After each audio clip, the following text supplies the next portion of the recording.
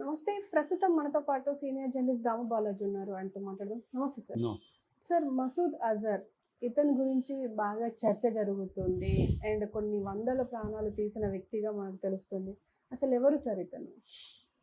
యాక్చువల్గా నిన్న మసూద్ అజర్ పేరు బయటకు ఎందుకు వచ్చిందంటే 2 కారణాలతో వచ్చింది. ఒకటి, బహవల్పూర్ మసీద్ ఉంది. ఆ మసీద్ మీద మన వాళ్ళు ఆపరేషన్ సింధూర్లో భాగంగా అక్కడ అటాక్ చేశారు. అందులో వీళ్ళ ఫ్యామిలీ మెంబర్స్, వీళ్ళ అక్క, వీళ్ళ బావ, వాళ్ళ పిల్లలు, మొత్తంగా 10 మంది ఫ్యామిలీ మెంబర్సు, వాళ్ళ ఎయిడ్స్ ఒక 4, మొత్తం 14 మంది చనిపోయినారని ఇతను ఒక లెటర్ రిలీజ్ చేశాడు ఉర్దూలో. ఆ లెటర్లో చాలా బాధాకరంగా చాలా ప్రేమించిన నా ఫ్యామిలీ మెంబర్స్ చనిపోయారు, నేను కూడా వాళ్ళతో చనిపోయింటే ఇంత బాధ ఉండేది కాదు నాకు అనేది ఒకటి ఎక్స్ప్రెస్ చేశాడు. దాని తర్వాత ఇండియాకి నేను గుణపాఠం చెప్తాను, మోడీకి గుణపాఠం చెప్తాను, జీవితంలో మర్చిపోలేని విధంగా మోడీకి చెప్తాను అన్నట్టుగా ఆయన లెటరు ప్రపంచవ్యాప్తంగా వైరల్ అవుతుంది. ఎందుకంటే అతిపెద్ద టెర్రరిస్టులలో ఇతను ఒకడు. అంటే మనకి ఇతను వచ్చి జైష్-ఇ-మొహమ్మద్ అనే ఒక ఆర్గనైజేషన్ని స్థాపించిన వాడు. సో ఇది లష్కర్-ఇ-తోయిబా తర్వాత అంత పెద్ద ఉగ్రవాద సంస్థ. రెండవది, ఇతను బయోగ్రఫీ చూస్తే మనం చేజేతులారా ఇతన్ని వదులుకున్నాం. గతంలో జైల్లో ఉన్నాడు. 94 నుంచి 95 వరకు 5 ఏళ్ళు జైల్లో ఉన్నా కూడా మనమే తీసుకెళ్ళి అప్పగించాల్సి వచ్చింది పాకిస్తాన్కి. అప్పుడు విమానం హైజాక్ జరిగింది. సో వాజ్పేయి ప్రభుత్వంలో అది అతిపెద్ద తప్పు అనేది ఇప్పుడు అందరికీ కూడా అర్థమైంది. ఇతను కానీ అప్పుడు చంపేసే ఉంటే జైల్లో పెట్టకుండా సరిపోయిండేది కదా అనేది ఇప్పుడు అందరికీ వస్తుంది. ఎందుకంటే ఆ తర్వాతనే ఇతను జైష్-ఇ-మొహమ్మద్ సంస్థని స్థాపించింది. ఇతను జైలు నుంచి వెళ్ళినాకనే స్థాపించాడు. సో ఇతని బయోగ్రఫీ ఒక ఇంట్రెస్టింగ్ బయోగ్రఫీ. మనం టెర్రరిస్ట్ని ఎలా అంచనా వేయాలి, ఎలా అర్థం చేసుకోవాలి అనేది ఇంపార్టెంట్. ఎప్పుడైనా కూడా ఒక టెర్రరిజం, ఒక వైలెన్స్ వెనకాల సోచ్ ఈజ్ ఇంపార్టెంట్. సోచ్ అంటే థింకింగ్ అనేది, ఐడియాలజీ అనేది వెరీ ఇంపార్టెంట్. ముఖ్యంగా ముస్లిం లేదా ఇస్లామిస్టు టెర్రరిస్టుల వెనక వాళ్ళని డ్రైవ్ చేసే ఐడియాలజీ ఏంటనేది మనకి ఈ మసూద్ అజర్ వెనక కూడా అర్థమవుతుంది. సో ఈయన బయోగ్రఫీని బ్రీఫ్గా నేను చెప్తాను. సో ఇతని పూర్తి పేరు మహమ్మద్ మసూద్ అజర్ అల్వి, మౌలానా మహమ్మద్ మసూద్ అజర్ అల్వి, సింపుల్గా మహమ్మద్ అజర్ అని పిలుస్తారు. ఇతను 1968లో బహవల్పూర్లో పుట్టాడు. వీళ్ళది ఒక మోడెస్ట్ ఫ్యామిలీ. వీళ్ళ నాన్న అక్కడ స్కూల్లో హెడ్ మాస్టర్. సో ఇతను హెడ్ మాస్టర్ కాబట్టి పిల్లల్ని, ఇతనికి అనేక మంది కరెక్ట్గా చెప్పట్లేదు వీళ్ళ పిల్లలు, సెవరల్ అంటున్నారు అందరూ, అంటే ఎక్కువ మంది పిల్లలు ఉన్నట్టుగా మనకు అర్థమవుతుంది. సో ఇతను 8వ క్లాస్ చదివిన తర్వాత అక్కడ బహవల్పూర్లో 8వ క్లాస్ చదివాడు. దాని తర్వాత ఇతన్ని తీసుకెళ్ళి కరాచీలో ఒక జామియా ఉలూమ్ ఇస్లామిక్ స్కూల్ అని, జామియా ఉలూమ్ స్కూల్లో చేర్పించాడు వీళ్ళ నాన్న. ఇక్కడ బీజం పడింది తన ఐడియాలజీకి. ఇదేంటంటే దియోబందీ ఇస్లామిజం అంటారు. దియోబందీ ఇస్లామిజం అనేది సున్నీలో హనీఫా స్కూల్ నుంచి వచ్చిందనమాట. ఇది ఇస్లామిస్టు రాజ్యాన్ని స్థాపించాలి అని నమ్ముతుంది. దానికి సంబంధించిన ఐడియాలజీని ఇది అందిస్తుంది. ఈ మదరసా, ఈయన చేరిన కరాచీలో ఈ మదరసా, వాళ్ళు మదరసా అని పిలుస్తారు, ఈ మదరసాలో ఈ ఐడియాలజీని బలంగా ఇతని లోపలికి చొప్పించారు. సో అప్పట్లోనే అక్కడ చదువుకునేటప్పుడే ఇతను బంగ్లా, సూడాను, అరబ్బుకు సంబంధించిన వివిధ టెర్రరిస్టుల అవన్నీ కూడా గుణపాఠాల రూపంలో ఇతనికి అందాయన్నమాట. అక్కడ ఉన్నవాళ్ళు ఎక్కిచ్చారు. సో అట్లా ఈయన మనకి పాకిస్తాన్కి ప్రధాన శత్రువు ఇండియా అని, కాశ్మీర్ మందని, కాశ్మీర్ని మనం ఎప్పటికైనా స్వాధీనం చేసుకోవాలి, ప్రతి పాకిస్తానీ కర్తవ్యము మన కాశ్మీర్ మన స్వాధీనం చేసుకోవాలనే ఒక ఐడియాలజీని ఈ స్కూల్లోనే అతనికి బాగా ఎక్కించారు. ఆ తర్వాత ఇతను డిగ్రీ కంప్లీట్ చేశాడు. చేసిన తర్వాత ఇతను గ్రాడ్యుయేషన్ 1989లో గ్రాడ్యుయేషన్ అయిపోయింది. అయిపోయినాక హర్కత్ ఉల్ ముజాహిదీన్ అనే ఒక సంస్థ, ఉగ్రవాద సంస్థ ఇది, దాంట్లో జాయిన్ అయ్యాడు.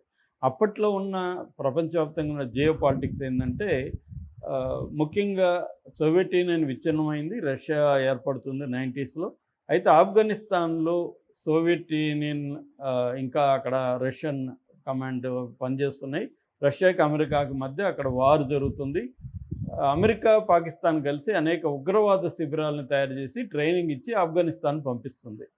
సో ఇట్లా ఇతను కూడా ఆ నేపథ్యంలో తాలిబాన్లతో మిగతా వాళ్ళతో పరిచయాలు వచ్చాయి ఇతనికి. ఇతను హర్కత్ ఉల్ ముజాహిదీన్ అనే సంస్థలో జాయిన్ అయ్యి పనిచేయడం మొదలుపెట్టాడు. అయితే ఆ సంస్థ రిక్వైర్మెంట్ ఏంటంటే దాంట్లో ఎవరైనా పనిచేయాలంటే 40 రోజులు ఫిజికల్ ట్రైనింగ్ తీసుకోవాలి. అయితే తను ఫిజికల్గా బలహీనుడు. అప్పటికి తన వయసు 21 సంవత్సరాలు. బలహీనుడు ఉన్నాడు కాబట్టి ఇతనికి ఒక సదా ఈ ముజాహిద్ అనే పత్రిక, వాళ్ళ పత్రికలో ఈ పనిచేయమని ఇతనికి అప్పగించారు ఆ డ్యూటీ జర్నలిస్ట్గా. సో ఇతను జర్నలిస్ట్ అవతారం ఎత్తాడు. ఎత్తి అక్కడ పనిచేశాడు. దాని తర్వాత హర్కమ్ ఉల్ అన్సార్ అనే ఇంకొక సంస్థలో చేరాడు. ఆ సంస్థలో త్వరలోనే అతను జనరల్ సెక్రటరీ అయిపోయాడు ఆ సంస్థకి. ఎందుకంటే ఇతనికి ఆరేటరీ స్కిల్స్ చాలా బాగున్నాయి, బాగా చదువుకున్నాడు, ఐడియాలజీ బాగా వంట పట్టించుకున్నాడు. సో విద్యార్థులకి, యంగ్స్టర్స్కి ఇతను ఇండాక్ట్రినేట్ అంటారు, అంటే వాళ్ళ మైండ్స్ బ్రెయిన్ వాష్ చేసి వాళ్ళని ఉగ్రవాదులుగా మార్చేసే స్కీమ్లో ఉన్నాడు అనమాట ఇతను. అది ఎబ్సెంట్గా చేయగలుగుతాడు. దాంతో వీళ్ళేం ఈ సంస్థ హర్కత్ ఉల్ అన్సార్ అండ్ హర్కత్ ఉల్ ముజాహిదీన్ ఈ రెండు కూడా కలిసి పనిచేసేవి. వీళ్ళు ఇతన్ని 25 ఏళ్ల వయసులో లండన్ పంపించారు. అక్కడ వెళ్ళి కొన్ని కాంటాక్ట్స్, ఎందుకంటే ఇతను ఇంగ్లీష్ బాగా మాట్లాడగలడు, లాంగ్వేజ్ ఉంది, నాలెడ్జ్ ఉంది కాబట్టి అక్కడికి పంపించారు. సో ఇతను లండన్లో పోర్చుగీసు పాస్పోర్టు, దొంగ పాస్పోర్ట్తో లండన్ వెళ్ళాడు. అక్కడ అనేక మంది టెర్రరిస్టులను కలిశాడు. అక్కడే ఇతనికి అల్ఖైదా, తర్వాత ఆఫ్ఘనిస్తాన్ టెర్రరిస్టులు వీళ్ళంతా మంచి పరిచయాలు వచ్చింది. ఒక ఇంటర్నేషనల్ నెట్వర్క్ ఆఫ్ టెర్రరిజంతో ఇతనికి పరిచయాలు వచ్చాయి. అక్కడ అనేక మందితో ఇతను ఇంటరాక్ట్ అవ్వడం, చాలామందిని ఇతను ఇంప్రెస్ చేశాడు, చాలా పరిచయాలు వచ్చాయి. దాని తర్వాత 1994లో జనవరిలో 29న జనవరి 29న ఇండియాకి వచ్చాడు ఇతను. ఇండియా ఆ సంస్థ తరపున, హర్కత్ ఉల్ అన్సార్ తరపున ఇండియాలకి పోర్చుగీస్ పాస్పోర్ట్ ఉంది తన దగ్గర. వీసా మాత్రం బంగ్లాదేశ్ వీసా ఉంది. ఈ వలీ అదం వీసా అంటారు దాన్ని. ఈ వలీ అదం వీసా ఢాకాలో తీసుకున్నాడు, ఇండియాకు వచ్చాడు. ఇండియాలో అడిగినప్పుడు నేను గుజరాతీ, నేను ఇట్లా బంగ్లాదేశ్లో ఉంటున్నాను, అక్కడి నుంచి ఇటు వచ్చానని చెప్పాడు. అయితే ఇతని మీద కొంత నిఘా పెట్టారు, డౌట్ వచ్చింది వీళ్ళకి. దాంతో ఇతన్ని కాశ్మీర్లో ఫిబ్రవరి 11న అనంతనాగ్లో అరెస్ట్ చేశారు. అరెస్ట్ చేసి ఇతన్ని అక్కడే జమ్మూలో జైల్లో పెట్టారు. జమ్మూలో దాని పేరు వచ్చి కాట్ బల్వాల్ జైలు జమ్మూలో పెట్టారు. సో పెట్టిన తర్వాత అప్పటికే ఇతను అమెరికా దీంట్లో కూడా ఉన్నాడు. FBI కూడా వచ్చి ఇతన్ని ఇంట్రాగేట్ చేసింది. మన ఇన్వెస్టిగేటివ్ ఏజెన్సీలు చేసి ఇతన్ని దొరికినా కూడా ఎందుకు చంపలేదంటే ఇతని ఈ రెండు సంస్థలు ఉన్నాయి కదా, హర్కత్ ఉల్ అన్సారీ, హర్కత్ ఉల్ ముజాహిదీన్, ఈ సంస్థలకు సంబంధించిన ఇన్ఫర్మేషన్ తీసుకోవాలి. అట్లాగే ఇంటర్నేషనల్గా అల్ఖైదా మిగతా వాళ్ళతో ఇతనికి ఏమేమి ఉన్నాయో ఇవన్నీ మనం బతికుంటేనే ఇతని దగ్గర నుంచి తీసుకోవచ్చు అని చంపలేదు, వాళ్ళు జైల్లో పెట్టారు. అయితే ఆ జైల్లో ఉన్నప్పుడు కూడా ఇతన్ని విడిపించాలని సొరంగం కూడా తవ్వడానికి ట్రై చేశారు ఒకసారి. ఆ సొరంగం ఫెయిల్ అయింది. ఆ తర్వాత ఏమైంది, 1999 ప్రాంతంలో ఒక 6 మంది 95లో, ఇతను 94లో అరెస్ట్ చేశారు. 95లో 6 మంది ఫారిన్ టూరిస్టులని పాకిస్తాన్లో, మన కాశ్మీర్లో కిడ్నాప్ చేశారు. కిడ్నాప్ చేసి అల్ పరాన్ అనే ఒక సంస్థ కిడ్నాప్ చేసింది. అది ఎందుకు చేసిందంటే ఈయన్ని వదిలిపించుకోవడానికి. ఈయన బయటికి తీసుకొస్తే మేము వాళ్ళని వదులుతామని. అక్కడ ఒక అతను ఏదో నలుగురు పారిపోయారు, ఒక అతను గొంతు కోసేశారు, ఇంకొక అతను ఏదో చనిపోయాడు. ఇలాగ మొత్తంగా అది గందరగోళమైంది. అప్పుడు వదలలేదు. దాంతో వాళ్ళు ఏం చేశారంటే ఇంకొక అతిపెద్ద ప్లాన్ వేశారు. ఎందుకంటే తనకి 2 బ్రదర్స్ ఉన్నారు, వాళ్ళిద్దరు కూడా ఫుల్ టైమ్ టెర్రరిస్టులు. ఇబ్రహీం అతర్ అని, అబ్దుల్ రవూఫ్ అస్గర్, వీళ్ళిద్దరు, అస్గర్ అండ్ అతర్. ఈ అతర్ అండ్ అస్గర్ ఇద్దరు కూడా బాగా యాక్టివ్. వాళ్ళు ఫిజికల్గా కూడా ఇతనిలాగా వీక్ కాదు, వాళ్ళు ఫిజికల్ కూడా పోరాటాల్లో ఉన్నవాళ్ళు. వాళ్ళిద్దరు కూడా సంస్థలో బాగా యాక్టివ్గా ఉన్నారు. వాళ్ళ ఆధ్వర్యంలో ఏం చేశారంటే IC-814 అనే ఒక ఫ్లైట్, అది కాఠ్మండ్ నుంచి ఢిల్లీకి వస్తుంది. ఆ ఫ్లైట్లో వీళ్ళు ఎక్కి 154 మంది క్రూ అండ్ ప్యాసింజర్స్ ఉంటే వాళ్ళని హైజాక్ చేశారు. ఆ ఫ్లైట్ని హైజాక్ చేసి కాందహార్ తీసుకెళ్లారు. ఎందుకంటే ఆఫ్ఘనిస్తాన్లో వీళ్ళ అనుకూలమైన ప్రభుత్వం ఉంది కాబట్టి అక్కడ తీసుకెళ్లారు. మొత్తం 7 రోజుల డ్రామా నడిచింది అప్పుడు. ఓకే. సో దాంతో చివరికి అప్పుడున్న వాజ్పేయి ప్రభుత్వం తలొగ్గింది. వాళ్ళ డిమాండ్ ఏంటంటే 3 తీవ్రవాదులను విడిచిపెట్టాలి. అందులో మసూద్ అజర్ ఒకడు, తర్వాత అహ్మద్ ఒమర్ అని ఒకరు, ముస్తాక్ అహ్మద్ అని ఒకరు, మొత్తం 3 విడిచిపెట్టాలని వాళ్ళు డిమాండ్ చేశారు. చాలా వ్యతిరేకించారు చాలామంది. ముఖ్యంగా ఇప్పుడు మన నేషనల్ సెక్యూరిటీ అడ్వైజర్గా ఉన్న అజిత్ దోవల్ వ్యతిరేకించాడు, ఇతన్ని వదిలిపెట్టద్దండి అని. అట్లాగే ఫరూక్ అబ్దుల్లా వ్యతిరేకించాడు, అప్పట్లో ఎన్సిపి లీడర్ ఆయన నేషనల్ ఇది. తర్వాత జమ్మూ కాశ్మీర్ పోలీస్ చీఫ్ శేష్పాల్ వైద్ ఆయన తీవ్రంగా వ్యతిరేకించాడు. వీళ్ళని వదలడం అంటే మన దేశానికి చాలా నష్టం జరుగుతుంది ఫ్యూచర్లో, వీళ్ళని వదలొద్దండి అని. కానీ విధి లేని పరిస్థితుల్లో వదిలేయాల్సి వచ్చింది. అది అతిపెద్ద తప్పు అనేది తర్వాత అర్థమైంది. వీళ్ళ 3 కూడా మన వాళ్ళే దగ్గరుండి పాకిస్తాన్ వాళ్ళకి అప్పగించారు. వాళ్ళు పాకిస్తాన్ తను తీసుకుపోయారు. అప్పటి నుంచి ఇతను ఐఎస్ఐ ఆధ్వర్యంలో అక్కడే ఉంటున్నాడు.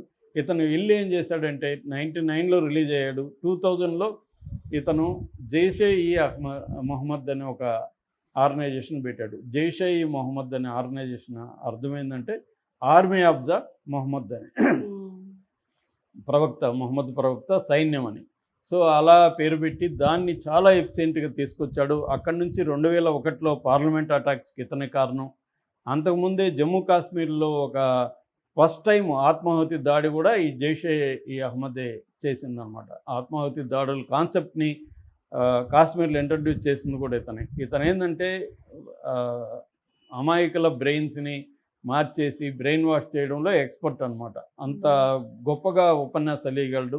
ఇతను ఉపన్యాసం విన్న వాళ్ళకి రోమాలు నిక్కబొడుచుకొని మనం కూడా ఇప్పుడే వెళ్ళి చచ్చిపోదామన్న ఫీలింగ్ క్రియేట్ అవుతుంది. అలా చేయగలడు అనమాట ఇతను. అలాగా చేశాడు. తర్వాత 2005లో రామ జన్మభూమి మీద కూడా జైషే అహ్మద్ వీళ్ళే అటాక్ చేశారు. 2016లో పఠాన్కోట్, 2019లో పుల్వామా అటాక్స్, ఇవన్నీ కూడా ఇతని ఆధ్వర్యంలోనే జరిగాయి. అయితే ఇతనికి ఆ తర్వాత ఆరోగ్యం ముందు నుంచి కూడా అంత స్ట్రాంగ్ బాడీ కాదు కాబట్టి 2024 డిసెంబర్లో హార్ట్ అటాక్ వచ్చింది. అప్పుడు చనిపోయాడని వార్తలు వచ్చాయి. కానీ ఇతను నేను చనిపోలేదని చెప్పి ఒక ఉపన్యాసం స్పీచ్ కూడా ఇచ్చాడు.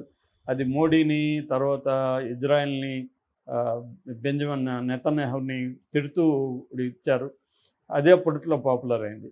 దాని తర్వాత ఇప్పుడు మళ్ళీ ఇతని పేరు వినబడుతుంది. ఇతను కొన్ని రోజులుగా అనారోగ్యంతో ఉన్నాడు, ఎందుకంటే హార్ట్ సర్జరీలు అయినాయి. కానీ ఐడియాలజికల్గా మాత్రం యాక్టివ్గానే ఉన్నాడు. ఇతను ముందు నుంచి కూడా ఇతను ఫిజికల్గా స్ట్రాంగ్ కాదు, ఐడియాలజికల్గా వెరీ స్ట్రాంగ్. అందుకని ఇన్ని సంస్థల్ని అతను నడపగలిగాడు. ఈ జైషే మహమ్మద్ సంస్థను ఏర్పాటు చేసి అనేక మందిని. ఇతనికి బలం ఏంటంటే వీళ్ళ ఫ్యామిలీనే ఇతని బలం. ఫ్యామిలీ అంతా కూడా టెర్రరిస్టులుగానే ఉంటున్నారు. నేను ఇందాక చెప్పిన అతర్ అండ్ అస్గర్ ఇద్దరు కూడా వీళ్ళ బ్రదర్స్ చాలా యాక్టివ్. ఇప్పటికి కూడా వాళ్ళిద్దరూ యాక్టివ్. అందుకని వాళ్ళు ఇప్పటికి కూడా బెదిరించగలుగుతున్నారంటే వాళ్ళ నెట్వర్క్స్ చాలా స్ట్రాంగ్గా ఉన్నాయి. అందుకనే ఇండియాలో మళ్ళీ ఏమన్నా వివిధ ప్రాంతాల్లో బాంబులు పేల్చిస్తారో ఒకప్పుడు ఉన్నాయి. 93లో ముంబైలో కానీ, తర్వాత 2000 తర్వాత ఢిల్లీలో కానీ ఇలాగ చేయగలుగుతారా? లేకపోతే 2008లో ముంబై అటాక్స్ జరిగినట్టుగా కొంతమందిని పంపించి ఏమన్నా చేస్తారా? లేకపోతే రీసెంట్గా పహల్గామ్ లాగా చేస్తారా?